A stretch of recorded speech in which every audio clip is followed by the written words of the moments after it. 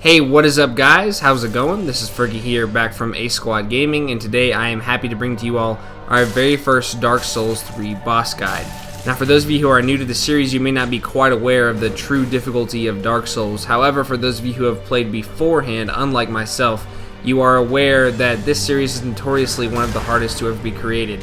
And Dark Souls 3 really keeps things running here. This boss is only about 10 minutes into the game, right after the tutorial. He's actually kind of part of the tutorial, and he is no pushover whatsoever. He is still very, very difficult to kill. His mechanics are fairly difficult as well, and you'll be destroyed by him. I said destroyed several times once you kind of figure out what you're doing, and eventually you will be able to get things down. However, like I said, he's no pushover. It is very, very difficult to kill, especially for the very first boss in the game. His name, as you can see here, is Iudex Gundyr, and he has probably a 20-foot spear that he can swing around at you and do massive amounts of damage very, very quickly. I actually started off this game playing the Thief class, but realized that I wasn't able to deal enough damage to him, and I also did not have enough health or enough armor, so that's why I switched things up here and went for a little bit more armor. I believe this is the Knight class. There are 10 in the game, so I would suggest for the newcomers that you should pick a class that has more armor, more health, and deals more damage, although the others do have their benefits. At first, if you're starting to learn how to play the game, I suggest leaving room for more mistakes and having more health. Now, like I said, Iudex here does have a giant 20-foot spear, and that is his primary method of attack. He can also jump on you and do other various things. You can parry his attacks by pressing the left trigger, however, that's going to prove to be very, very difficult. It will help if you're a master at this because you can stay much, much closer to him, but in the long run, it's going to leave a lot more room, or less room for error, excuse me, and it's going to get you beat up a lot quicker. My primary strategy in this fight is waiting for him to pounce there, as you can see, keeping your distance away from him, and then finally allowing him to jump towards you, dodging, and then laying a couple hits into him. The most important thing to do in this entire battle is to make sure you're dodging, moving the stick in whichever direction you're moving, and then pressing B. This is going to get you out of the way of the majority of his attacks. He'll actually swing over your head, he'll miss, he'll swing past you. Every once in a while, just like that, he will land a hit. But ultimately, that's going to be your primary method of survival. You also will have some Estus Flax in order to refill some of your health, because I guarantee you will lose some unless you're truly a master and you can defeat him without losing any health at all. But mostly, this entire first phase of the fight, down to about 50% health on him, is going to involve keeping your distance, waiting for him to jump, rolling out of the way, and then landing 1 or 2 hits. Really, you gotta be picky depending on how much time you think you have. The whole fight is primarily about timing when you're going to dodge and doing other things like that. However, if he's able to land a hit on you, if he can catch your foot with his spear, he can chain that into several more attacks, which will ultimately bring your health down more and more and more. And as I'm going to show here in a moment, he has plenty of fun ways he can kill you. And trust me when I say I have died multiple times on this fight just 10 minutes into the game. I am a Dark Souls newbie, so I really wasn't prepared for how difficult things are going to be. But I quickly learned, because the game does not mess around with your feelings at all, and it's really going to light you up as quickly as possible. So I highly recommend taking your time, learning what you're doing, and wiping through this fight until you can finally bring him down. And really the best thing about these fights is they're very, very fulfilling compared to maybe a regular game's tutorial fight where you can bring them down very, very easily. Iudex Gundyr is a lot more difficult than you would expect, but it feels really, really great when you finally bring him down. I actually thought that maybe I was going the wrong direction because of how difficult he was, but turns out this is actually what you're supposed to do.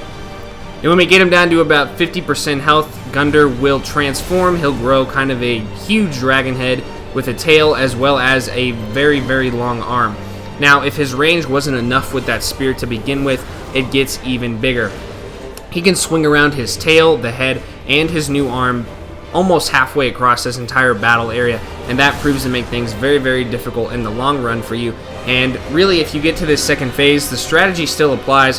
However, you need to be more careful of how much range he has. You need to keep your distance and keep up the strategy that we used in the first phase of roll dodging him on the pounce and then hitting him from behind. Now, although the same strategy still applies for our primary dealing of damage, the parrying no longer works at all, which is why I would, another reason, suggest you use this roll dodging strategy. However, when he jumps at us now, he's going to swing with his spear on the right side of his body, which means if we dodge to our left, he's always going to land that hit on us and completely throw off our attack. For this reason, we always need to roll to his left side or our right on the side of his new gigantic arm. He's always going to miss when he hits this swing, therefore we can roll again, get behind him, and land a couple hits. This is going to really only take a few tries, especially if you're playing a class that deals a lot more damage, and eventually that's going to be your primary method of attack. Honestly, there are very few other ways to land damage on him in this phase. As much range as he has, it's almost better to stay close to him, because with his head, his arm, and his tail, he can land several hits on you very quickly.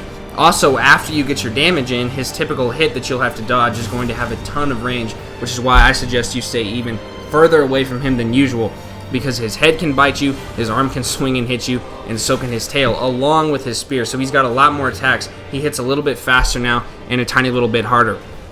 For this reason, you just want to try to be a little bit more precise with your attacks. You want to be a little more patient in your rolls and keep as much distance as possible, and this is going to help you bring him down in a reasonable amount of time with as little deaths as possible. However, the most important thing I can stress on this fight is to try to not get frustrated. Like I said, when I actually started this battle, I thought I was going the wrong direction because of how difficult this first boss was. But ultimately, you will figure out what you're doing, you will figure out how to kill this boss, and I guarantee you he is possible to bring down. I am not by any means the first person to have done it, and really, I think I say I've probably died about 30 times, but then I was ready to go. And most of those deaths were right off the bat when I didn't know what I was doing. Once you get the strategy down, you know what's up, you can really lay a lot of damage into him and hopefully get him closer to death, more so than just being killed right off the bat. And really, that's all I have to say is don't get frustrated. Know that this is the way you're supposed to go, and eventually you'll be rewarded with the kill. He will drop an item called the Coiled Sword, which you will use later on in the story, and he will also drop 3,000 souls, which you can use to level up here later on as well. This kill is very fulfilling. Like I said, you'll feel great about it once he finally goes down, and I think that's the best part about this game so far.